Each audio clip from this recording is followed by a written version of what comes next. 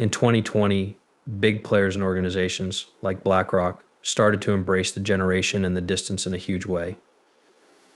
But what if I told you that they've been here for years? Well, they have been here for years making plans and getting ready. I think we're about to see some very big acts from these big players now that things are starting to move in a big way. Now, I really need to stop this movie from being too much. We will, of course, talk a lot about BlackRock. But before we start, I do want to talk about a few things. With that out of the way, welcome to the channel, everyone. Nick is my name. If you're new to the channel, I hope that this movie makes you want to subscribe. Let's begin with Ripple Swell 2024. In fact, this comes from Ripple themselves. They talked about how it showed how crypto and blockchain are changing global finance from laws and easy coin increases to tokenizing real estate around the world and adding more people to the economy. The next thing is already here. Those are the four main points. Now I'm going to get rid of one. That's away the last one because it shouldn't be counted too significantly because it's just talking about charity with blockchain and crypto, which is in a way a big deal. They have made up answers. They've made things with this tech and the rules let them go live. They have been leaving. They have been testing. Those have been used. See what nets are all about. And all you know is what you've already been checking out and trying. Of course, the inexperience lied at that point. That's when you know everything will stay the same. Let's take a closer look at this now. The law on digital assets is always on people's minds. In places where digital asset laws are clear, blockchain innovation is booming. Unfortunately, the lack of guidance in the US has slowed the growth of the country's crypto business. Some progress has been made, like when the US government made it clear that virtual assets like XRP are not illegal. However, many of the panelists agreed that regulation uncertainty has always been one of the biggest problems the crypto business has had to deal with. We now have prices. First, we need a regulatory structure that will help us tell the good from the bad and the regulators from the cowboys or worse out there. That comes from someone who used to be chair of the FDIC and the original chair of the Systemic Risk Council. They also went to the same high school as Ripple's president, Monica Long, Sheila Bair, and he or she definitely talked about their faith in crypto's promise, mostly when it came to real-world asset tokenization use cases, cheaper, memories, and also cutting out middlemen, and asked the business to be open with regulators so that public-private partnerships could work better and digital assets could be developed faster. And of course, Ripple is one of those players who aren't afraid to play with some of the biggest names in the business. But there is also the rise of crypto ETFs and stablecoins. We're aware that this is becoming a very big deal.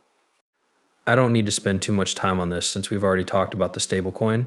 We talked a lot about ETFs, but I also need to take a moment to talk about the real world use case, right?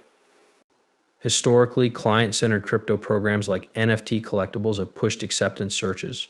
Early use cases should be seen as a sign of the cases, a very basic stage in the development of technology.